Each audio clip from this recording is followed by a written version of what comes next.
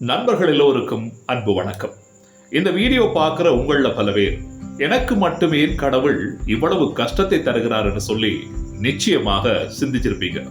என்னோடு இருக்கிறவர்கள், என்னோடு பழகியவர்கள், என்னோடு படித்தவர்கள் எல்லாம் எந்த குறையும் இல்லாமல் சந்தோஷமாக வாழ்ந்து கொண்டிருக்கிறார்கள். ஆனால் இந்த கடவுளும் இந்த உலகமும் இந்த பிரபஞ்சமும் எனக்கு மட்டுமே அடுத்தடுத்து எண்ணற்ற கஷ்டங்களையும் கவலைகளையும் தந்து கொண்டே இருக்கிறது என்று சொல்லி நாங்கள் எங்களுக்குள்ள நினைத்து விரும்பி கவலைப்பட்டு கொண்டிருக்கிற காலங்கள் இருந்திருக்கிறது, இருக்கும் அல்லது இனியும் இருக்கலாம். அப்படிப்பட்டவர்களுடைய சிந்தனைகளையும் அப்படிப்பட்டவர்களுடைய மனதுக்கும் இந்த கதை ஒரு மிகச்சிறந்த மருந்தாகவும் ஒரு மிகச்சிறந்த ஊக்கலையும் ஒரு உற்சாகத்தையும் தரக்கூடியது. கொஞ்சம் நேரத்தை ஒதுக்கி மனதை ஒருநிலைப்படுத்தி இந்த கதையை கேளுங்க. நிச்சயமாக உங்களுடைய வாழ்க்கையில சில பல மாற்றங்களை இந்த கதை கொண்டு வரலாம். என்ன கதை என்ற நண்பர்களே, ஒரு அழகிய கிராமம் இருக்கிறது. அந்த கிராமத்தின் அருகில ஒரு ஏரிக்கரை ஒன்று இருக்கிறது.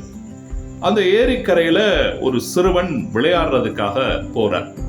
அப்ப போய் அந்த சிறுவன் சந்தோஷமாக மகிழ்ச்சியாக விளையாடி கொண்டிருக்கிற போது அந்த ஏரிக்கரை பக்கமாக இருந்து ஒரு அவல குரல் ஒன்று கேட்கிறது. என்னை காப்பாற்றுங்கள், என்னை காப்பாற்றுங்கள், என்னை காப்பாற்றுறதுக்கு ஒரு தடவை இல்லையா, ஓடி வாங்க, என்னை காப்பாத்துங்க, நான் கஷ்டமான சூழ்நிலையில் இருக்கிறேன் என்று சொல்லி அந்த ஏரிக்கரை பக்கமாக இருந்து ஒரு குரல் ஒன்று கேட்கிறது. இந்த சிறுவன் விளையாடி கொண்டிருந்த போது என்ன சத்தம் எங்கிருந்து வருதுன்னு சொல்லி அந்த திசை நோக்கி திரும்பி பார்க்கும் போது அந்த ஏரிக்கரையிலிருந்து அந்த சத்தம் வருது. உடனடியாக அந்த சிறுவன் என்ன செய்யறான்னு சொன்னா அந்த ஏரிக்கரை பக்கம் போய் பார்க்கிறான்.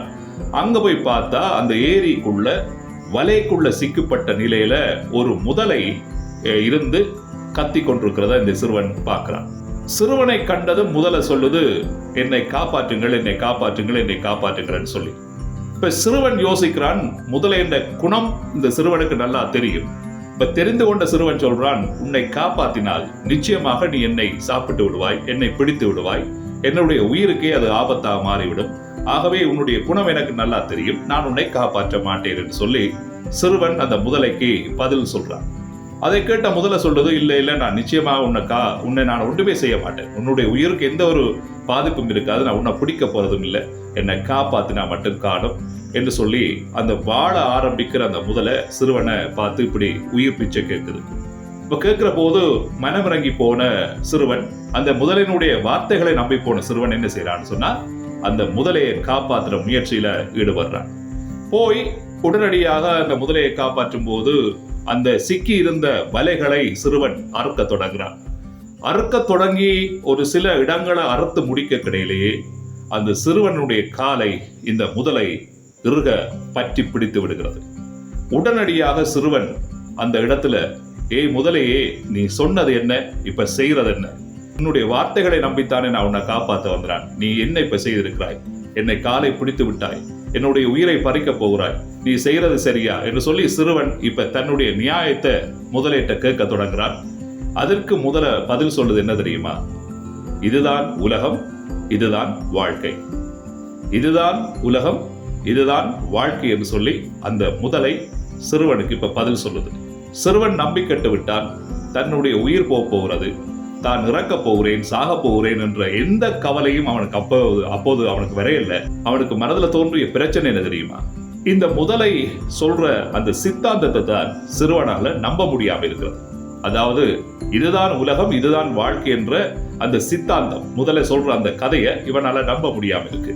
ஆகவே இந்த சித்தாந்தத்தை நம்ப முடியாத சிறுவன் மெல்ல மெல்ல முதலையால விழுங்கப்பட்டு கொண்டிருக்கிறான். அவனுடைய உயிர் மெல்ல மெல்ல போய்கொண்டிருக்கிற அந்த சந்தர்ப்பத்துல ஆற்றங்கரையில அருகில் இருக்கிற மரங்கள்ல இருந்த பறவைகளை பார்த்து கேட்கிறான் சிறுவன், பறவைகளே பறவைகளே, முதலை சொல்கிறது இதுதான் உலகம், இதுதான் வாழ்க்கை என்று சொல்கிறது, நீங்கள் இந்த விஷயத்தை ஏற்றுக்கொள்கிறீர்களா என்று சொல்லி பறவைகளை பார்த்து கேட்கிறான். அப்ப பறவைகள் சொல்கின்றன, ஆம் நிச்சயமாக உண்மைதான், முதலை சொல்வதில் எந்த பிழையும் இல்லை, நாங்களும் கஷ்டப்பட்டு மரங்களினுடைய உச்சிகள்ல கஷ்டப்பட்டு கூடுகளை கட்டி முட்டைகளை போட்டு குஞ்சுகளை குறித்து எங்களுடைய வாழ்க்கையை மகிழ்ச்சியாக முன்னெடுத்துக் கொண்டிருக்கிற போது இந்த பாம்புகள் எங்களுடைய வாழ்க்கைக்கு உலை வைக்கின்றன, எப்படியாவது கண்டுபிடித்து கூடுகளை தேடி வந்து அங்கிருக்கின்ற முட்டைகளை உடைத்து குடித்து விடுகின்றன. ஆகவே முதலை சொல்கின்ற அந்த சித்தாந்தம், இதுதான் உலகம், இதுதான் வாழ்க்கை என்ற விஷயம் சரியானது என்று சொல்லி முதலைக்கு சார்பாக அந்த பறவைகள் பதில் உரைக்கின்றன. இருந்தாலும் அந்த சிறுவனால இந்த விஷயத்தை நம்ப முடியல. சிறுவன் என்ன செய்யறான்னு சொன்னா, ஆற்றங்கரையில மேய்ந்து கொண்டிருக்கின்ற கழுதைகளை பார்த்து கேட்கிறான், ஏ கழுதைகளே கழுதைகளே, முதலை சொல்கிறது இதுதான் உலகம், இதுதான் வாழ்க்கை என்று சொல்கிறது, நீங்கள் இந்த வசனத்தை இந்த வார்த்தையை ஏற்றுக்கொள்கிறீர்களா என்று கேட்டதுக்கு கழுதைகளும் ஆம், நிச்சயமாக உண்மைதான்.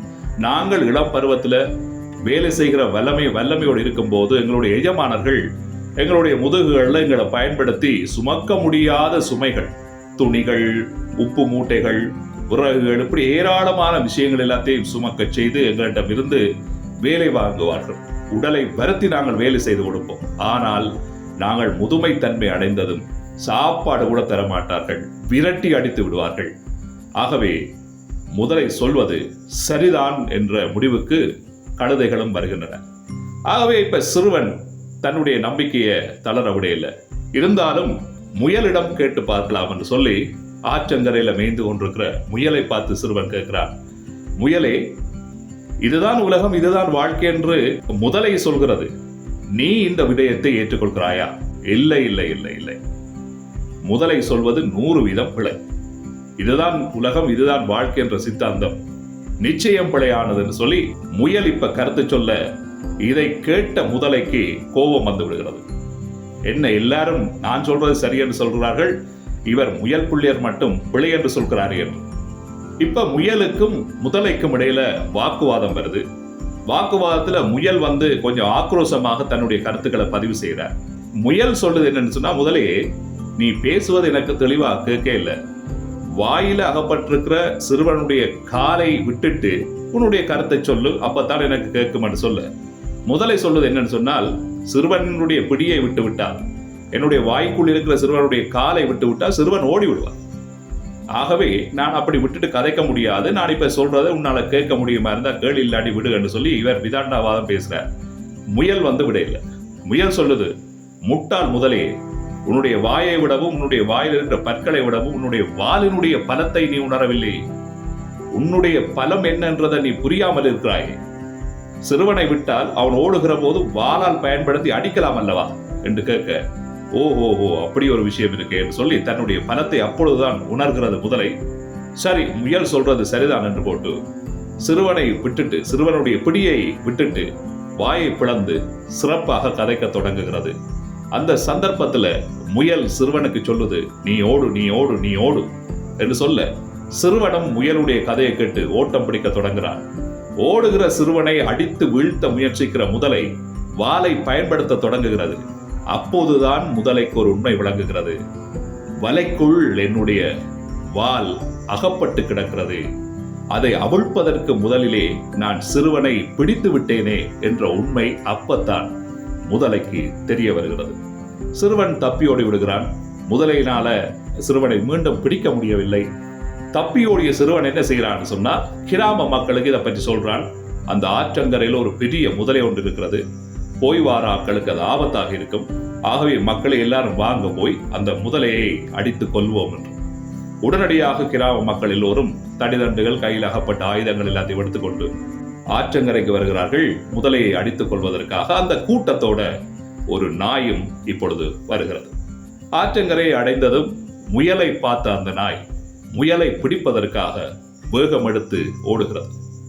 ஆகவே இந்த ஓட்டம் நடந்து கொண்டிருக்கிற போது சிறுவன் பார்க்கிறான், என்னை காப்பாற்றிய முயலை பிடிப்பதற்காக இந்த நாய் விரட்டுகிறது, எப்படியாவது அந்த முயலை காப்பாற்றி விட வேண்டும் என்று சொல்லி கடுமையான முயற்சி எடுக்கிறான் அந்த சிறுவன்.